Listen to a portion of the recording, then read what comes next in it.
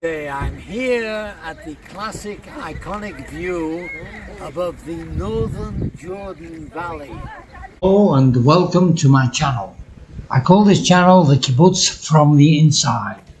It's my own personal journey of a lifetime. Some people have called the Kibbutz a paradise. Others have called it the experiment that didn't fail. Outsiders have seen it as utopia. It's a completely unique communal way of life, and I am living this dream in a kibbutz in Israel. By the way, for the uninformed, we say kibbutz for one, and two or more are kibbutzim. But I ask myself a question. If it is a dream, if it is a paradise, or if it's God's little acre on earth, why do so few people live in kibbutz? If it's such a big deal, why do only 1.4% of the population in Israel live here? Facts bear this out. Only about 130,000 Israelis live in kibbutz. Over the 113 years since the first kibbutz was founded, hundreds of thousands have passed through its gateways.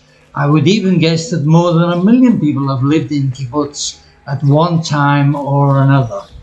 I have my own opinion about this, but this channel is not about me. It's about you. It's about the people who live in kibbutz. It's about the many more who left kibbutz and why. It's about the hundreds of thousands of volunteers who experience life in a kibbutz. I pose serious questions. I go beyond first impressions. Why did most pioneers 70 or 80 years ago not stick to their guns? Why did they not fulfill their ideology by staying on? Why did a whole generation of born and bred kibbutz kids walk out en masse in the 1980s and the 1990s? My name is Ivri Tasker. I'm a 76-year-old kibbutznik living for the last 53 years in kibbutz. I've worked with many kibbutzim around the country. I represented the kibbutz movement for 2 years overseas. So first, I want to explain to you my choice for the title of this channel. I thought very hard about what to call it. I changed my mind many times. Yes, I'm now living the dream. Yes, it's my own journey of a lifetime.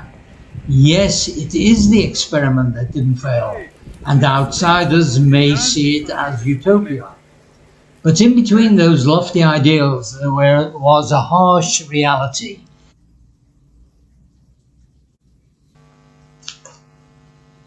There were many very hard times. During the 113 years of the existence of the kibbutz movement, there were major crises. I hope to highlight these major crises in future vlogs. Through my interviews with present-day members, past members and former members, I will try to dig down below the surface to get the answers. I want to find out why so many people, despite their dreams and aspirations, left their kibbutz. But mainly, I want to look at those people who stayed on and now live in kibbutz. So, who is this channel intended for? There are hundreds of thousands of people who have lived in or have visited kibbutz at one time or another. Tourists, foreign volunteers have worked on a kibbutz. Did you know that Bob Dylan and Boris Johnson were once kibbutz volunteers in the 1960s? Other people abroad may have seen documentaries or Hollywood movies about kibbutz. Remember the movie Exodus with Paul Newman. Some people may have friends or relatives living on a kibbutz. Some viewers may be students, sociologists or psychologists who want to know more about kibbutz. There may be people who see this experiment as the fulfillment of their socialist ideology. So how do communists in China view kibbutz? Do they even know about kibbutz? There may just be people who are interested in this absolutely unique lifestyle. So let's look at what kibbutz is all about. There are 273 communal villages legally defined as kibbutzim in Israel. About 130,000 people live in those kibbutzim. That's an average in each kibbutz of about 400 adults and children sharing this lifestyle. Individual kibbutz populations range in size from 100 to 1,000 adults and kids. Originally, 80 and 100 years ago, they were just farming communes. Nowadays, less than 5% of the adult members are farmers. Most can no longer be called communes. So, can we still call ourselves kibbutzim? There are many members who ask that question. Due to the overwhelming financial crisis in the 1980s and the 1990s, kibbutzim were forced to re-examine themselves. This introspection forced them to question their own modus vivendi. They had to look at their lifestyle. They had to inspect their economies and ask themselves, where did we go wrong? During that time, many kibbutzim were living an upside-down socio-economic lifestyle. Now, what do I mean by this? Very simple. In normal society, your income dictates your lifestyle. In the 1980s and 1990s, most kibbutz lifestyles dictated their economy. They lived high on the hog without an income that justified that existence. As a result of this, most kibbutzim were gravely in debt to the banks. Many were on the verge of bankruptcy. Accordingly, about 200 of the 273 kibbutzim were forced to change their mindset, but this didn't come about overnight. They had to re-evaluate their sources of income and how that money was spent. This change led to mind-boggling economic and social changes. Later in the channel, I'll go deeper into this period of socio-economic crisis. But that crisis led to a change, a huge change. Sometimes this change is called privatization. The kibbutz system, as defined by law in Israel, is an agoda shitufit. In English, a cooperative association, not a private association, not a private corporation. The nearest I can get to describing this change process is capitalized socialism or reformation. The translation of perestroika is reformation, whereby the former Soviet Union restructured and reformed their economic and political system. A unique society requires unique terminology. We could call it capitalized socialism, or better still, the new kibbutz. The major change is that new kibbutzim no longer subsidize individual lifestyles. Each member in the new style kibbutz no longer receives an equal cash allowance. His place of work or profession determines his salary. There are now differential salaries. So maybe we could call it salarization, but that sounds like a stomach complaint. So let's just call it the new kibbutz. Nowadays, there are about 200 new kibbutzim. The other 73 remain with their traditional economies and social structure. They are the traditional kibbutz. Let's quickly go back to basics. How did all of this come about more than 110 years ago? The kibbutz idea was started by young Jewish pioneers in 1909-1910. The first kibbutz was the Genya Aleph on the shores of the Sea of Galilee. They had no money. They knew nothing about farming. They didn't have a blueprint for the development of a kibbutz. They had nothing like a communist manifesto or a little red book like Thoughts of Chairman Mao. In a way, it was an experiment, but unlike an experiment, it had no written plan or formula. It was basically trial and error, hit and miss. They had no founding father as a role model who said, this is what we are going to do and this is how we are going to do it. one of the main misconceptions about how it all started was that kibbutz was aimed from its inception as a utopian society. Completely wrong, a misconception. If utopia had been the aim, then the process to achieve it would have been mapped out. It never was. There was no roadmap. The establishment and development of kibbutzim was a purely pragmatic solution to physical challenges. This pragmatism was based on a passionate Zionist ideology. They wanted to return to the ancient land of Israel. They wanted a Jewish homeland with its feet firmly rooted in the soil. But they didn't know how to do it. All they knew was that by living together in a group, they stood the best chance. Those pioneers faced massive problems. There were practical and social problems. The minority of those who stayed overcame them. Others, more than them, fell by the wayside. Did they ever verbalize the notion of utopia? Maybe yes, maybe no. They were young, idealistic pioneers. They would sit round the campfire at night. They would discuss their previous ghetto or shtetl life in the diaspora. They would plan how they would recreate Jewish society. They were fiercely transparent about themselves as individuals within the commune. They sacrificed individualism for the sake of the commune. The group, the kibbutz, was more important than the self. After long ideological discussions, or maybe dancing the hora at night, they'd have a few hours sleep and then they'd get up for work the following day.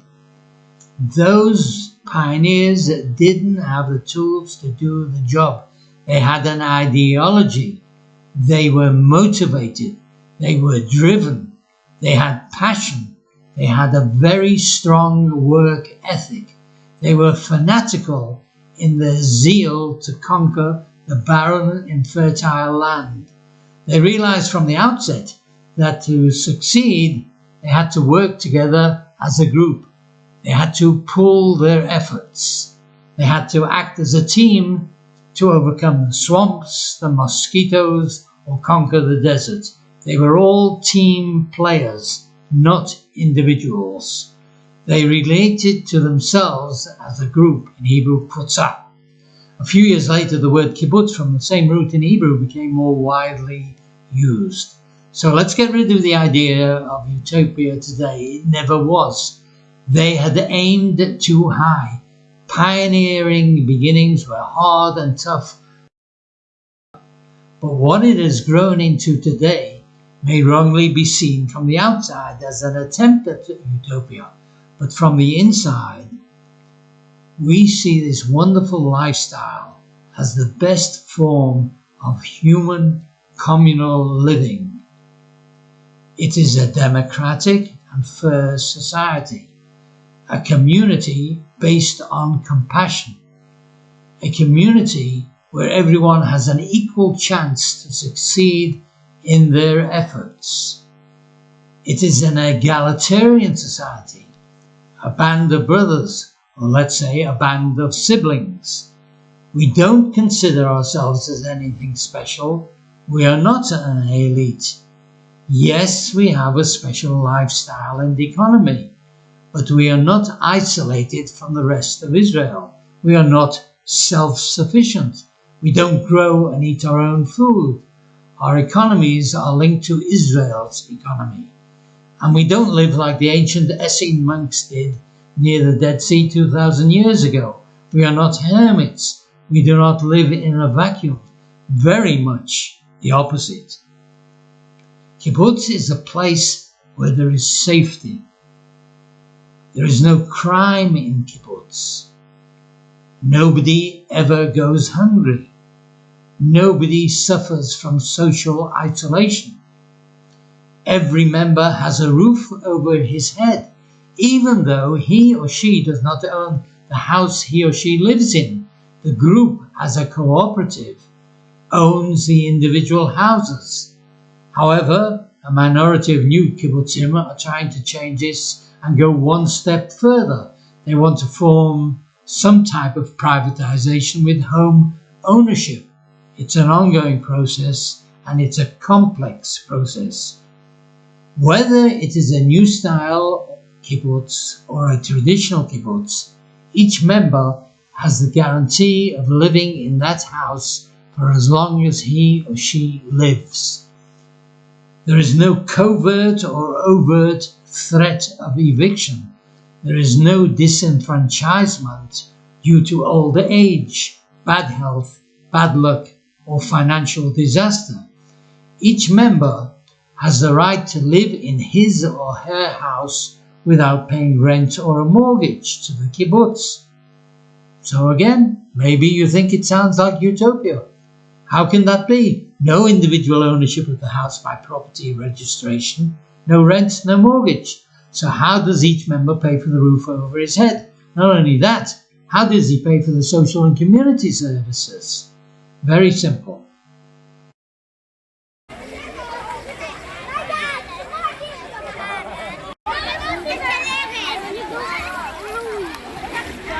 Through my legs or through my arms?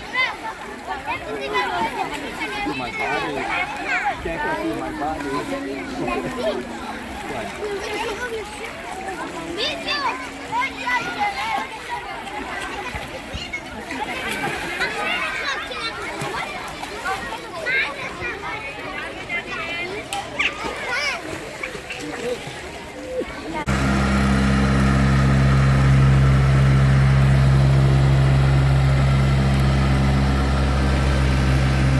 Traditional kibbutzim like Ramat Yochanan near Haifa or Ma'agan Michael on the coast pool their incomes.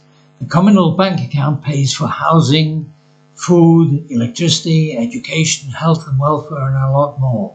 Then each member receives an equal monthly cash allowance.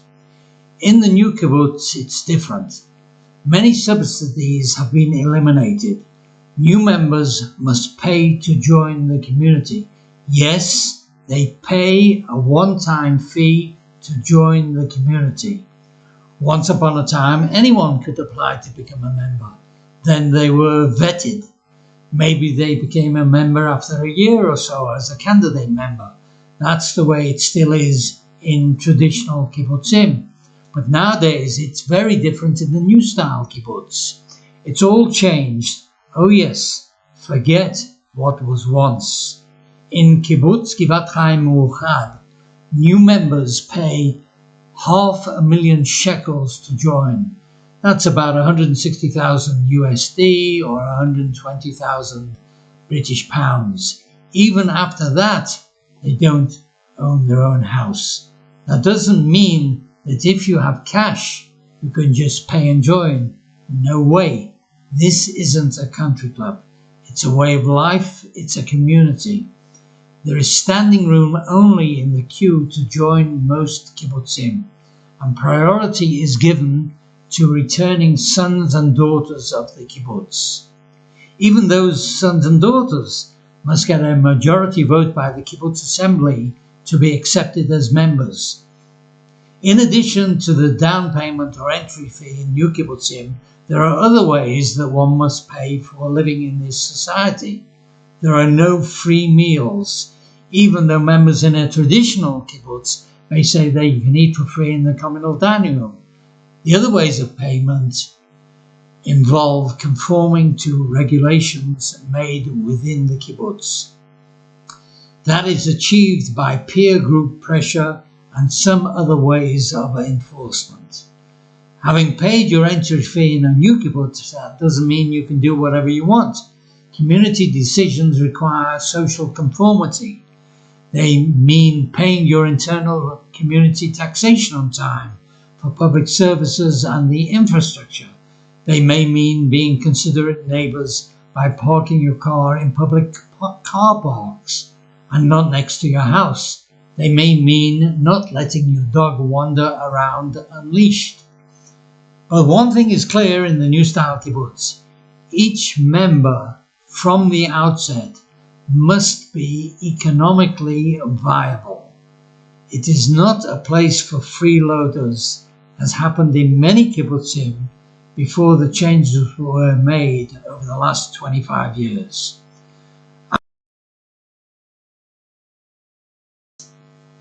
This society is a democracy. It is a direct and immediate democracy. It is the most direct democracy in the world. And here I want to thank Daniel Ben Sefer, an ex-member of the kibbutz in the Ganya Bet, for pointing this out. He told me this is what is special about kibbutz. I will explain the nuts and bolts of how this works in a later vlog. Nowadays, the pioneering ideology of yesteryear has morphed itself into a streamlined, modern-day direct democracy. And finally, I want to say this. There are many YouTube videos about kibbutz.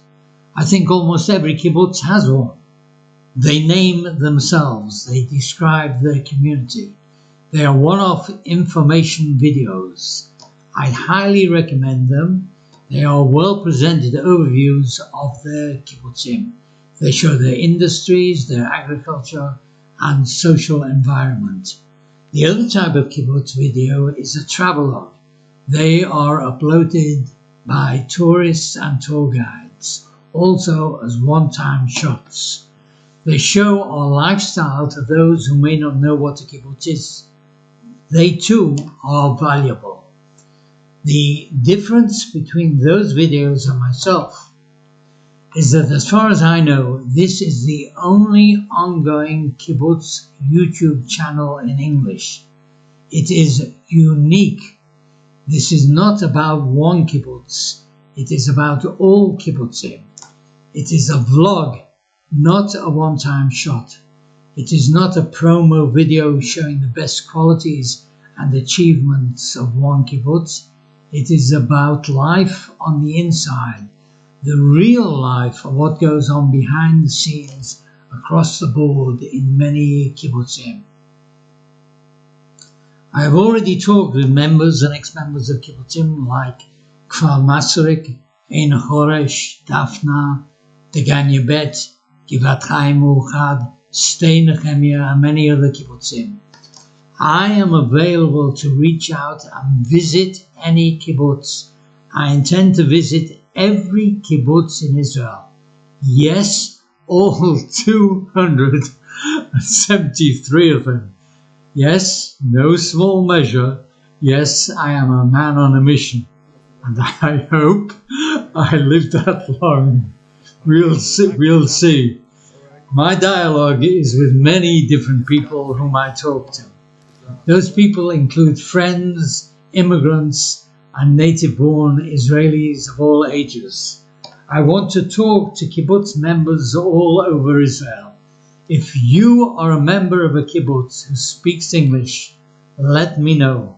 I would like to meet you and put your face and thoughts on this vlog. I want to hear from ex-volunteers. I want to hear about your experiences and your nostalgia. My dialogue will be an open one between myself and my subscribers. I hope to talk to my family. I have two of my own kibbutz-born children. They left the kibbutz. I have 3 stepsons and 8 step-grandkids, all of whom still live in a kibbutz. However, in this first vlog, I've only scratched the surface. Next week will be part 2 of this introduction. In future vlogs, I intend to go deeply into issues of everyday life in kibbutzim. It'll be boots on the ground. I will go behind the scenes to tell you what kibbutz is really like from the inside. There'll be no sugarcoating. Lastly, everyone has an opinion, so let me know. There may be thumbs up or thumbs down. I'm not a guru with all of the answers. I want to hear from you. Your opinion matters. I'll give you a voice here. We may agree, we may disagree. I hope to upload regular videos, if possible once a week. I have many kibbutz topics listed for future videos and already have a large stock of footage. but I consider myself technically challenged. I'm sure this is related to my age. So there's a lot of digital stuff about video production and filmmaking that I've got to learn on the way. I'm an old dog who is challenged by new tricks. Can anyone help me out there? Anyway, thank you for watching. If you like what I've told you, please sign up and subscribe. Tap the bell icon and tap your thumbs up button. But before I go, if you are a proud Israeli, whether you are a kibbutznik or not, if you are proud of Israel's achievements, if you are proud of kibbutz as an absolutely unique manifestation of ingenuity, rebirth and survival, then please subscribe here. If you are a Jew who's proud of how we've made the desert bloom, then please subscribe, because you ain't seen nothing yet until you see kibbutz from the inside. Or if you just want to know more about kibbutz and you are not Jewish, then please subscribe and tell your friends. I am finishing here, and I'm telling you, this is a complete, unique vlog in a niche video sector about kibbutzim. But here we are really telling you about kibbutz from the inside, and it won't be me who will be talking. It will be all of you and the people I interview around. By the way, I want to apologize for any bumps and glitches in the making of this video. This is the first time I've done something like this. I haven't even taken a selfie till now. Hopefully, as time goes on, I will improve. And of course, I want to thank all my friends and kibbutz members, the Kibbutzniks around Israel, whom I have interviewed so far. You've seen them very briefly here in clips. Their individual names and the names of the kibbutzim will appear in later vlogs. So, that's it for now. Keep well, look after yourselves. Shalom and litrot. Litrot means see you later. Bye for now. That's it.